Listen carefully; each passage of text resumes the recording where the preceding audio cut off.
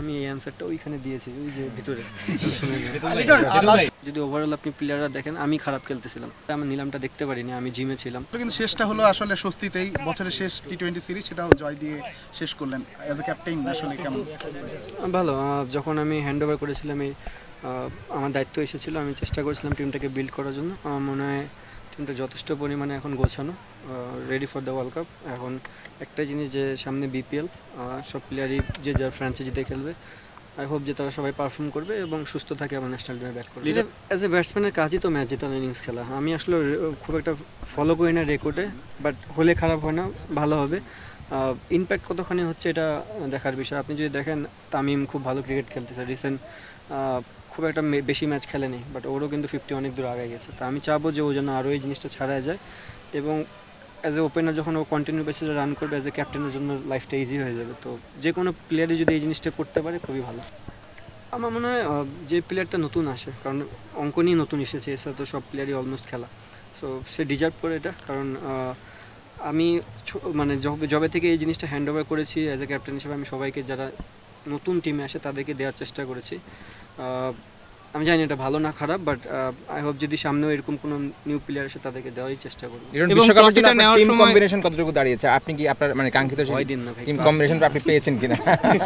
মানে বিশ্বকাপের জন্য আপনার টিম কম্বিনেশন কতটুকু আপনি দাঁড়িয়েছে, আপনার কাছে কি মনে হয়? আমার কাছে মনে হয় আমি স্যাটিসফ্যাক্ট এই মুহূর্তে যে জিনিসগুলো আমি চেষ্টা করেছি, ওভারঅল সব কিছু মিলায় আমার মনে হয় যদি এই প্লেয়ারগুলো সুস্থ থাকে, তাহলে আর মোটামুটি বলা যায় যে এই প্লেয়ারগুলোই চান্স বেশি যে খেলার। বাট কেউ যদি এক্সট্রাঅর্ডিনারি পারফর্ম করে বিপিএলে, সেটা অবশ্যই সিলেক্টরদের চোখে পড়বে, এবং সিলেক্টররা যদি তাকে ওইভাবেই চিন্তাভাবনা করে, তাহলে ডিফারেন্ট কিছু হতেও পারে। ওয়ার্ল্ড কাপের এক্সপেকটেশন তো সবারই হাই। অ্যাজ এ ক্যাপ্টেন হিসেবে চাবো যে সবাই পারফরমেন্স করুক, ইনফ্যাক্ট আমিও যেন পারফরমেন্স করতে পারি। বাট ওই টাইমটাতে কতখানি সবাই আমরা একত্রিত হয়ে খেলতে পারতেছি, সবার সময়টা ভালো যাচ্ছে কিনা, এটার উপর অনেক কিছু ডিপেন্ড করবে। এবং সবাই জানে যে তাদের রোল কী, যেহেতু অনেকদিন ধরে এই ফর্মেটেই খেলতেছে, এবং সামনে অলমোস্ট যারা ফাইনাল খেলবে তারা মানে 12টা ম্যাচের মতন খেলবে। সো আমি 12টা ম্যাচ বাদ দিলাম, 10টা করে তো সবাই ম্যাচ খেলবে। সো এনাফ টাইম আছে এখনও। ওয়ার্ল্ড কাপের আগে একটা বিশাল, আপনি যতই প্র্যাকটিস করেন, ম্যাচ কিন্তু একটা ম্যাচের মতনই। সো আমার মনে হয় তারা ওই প্রসেসে যাবে, এবং ওখান থেকেই ভালো কিছু নিয়ে আবার আসতে পারবে। রিটন, কলকাতাতে 3 ম্যাচ, ডে গেম 3টাই, আপনার বোলিং অ্যাটাক অনেকটাই ব্যালেন্স এবং অভিজ্ঞ বলা যায়। সেই জায়গাটাতে মুস্তাফিজ অসাধারণ ফর্মে আছে, রেগুলার আইপিএল খেলে, কলকাতা বা ইন্ডিয়ান কন্ডিশন সম্পর্কে দুর্দান্ত ধারণা আছে। রিশাদ হোসেন তো মনে হচ্ছে যে খুব দ্রুত 100 উইকেটও নিয়ে নেবেন, এইভাবেই ফর্মে আছে। তো এই দুজনকে নিয়ে আলাদা কি বলবেন? দেখেন, দুজনই ম্যাচ উইনার।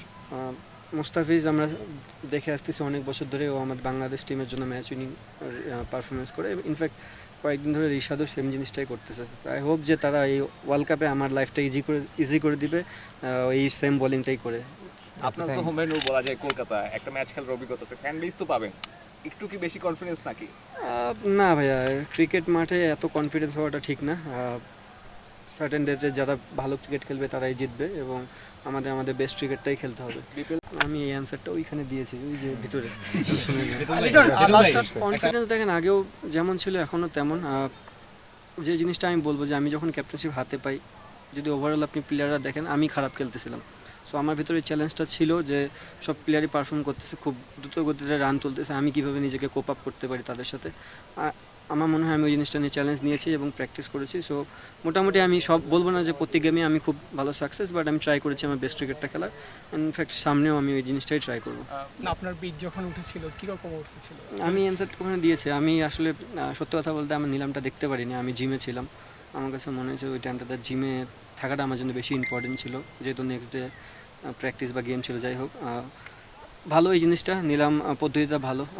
ফার্স্ট টাইম হলো অনেক দিন পরে। আমার মনে হয় নেক্সট টাইম থেকে যদি এই জিনিসটা কন্টিনিউ হয়, প্লেয়ার আস্তে আস্তে যারা মানে কী বলে, যারা করে এই জিনিসটা নিলামটা, তারাও আস্তে আস্তে অ্যাডাপশন করে ফেলবে, এবং তারাও বেটার কিছু করতে পারবে।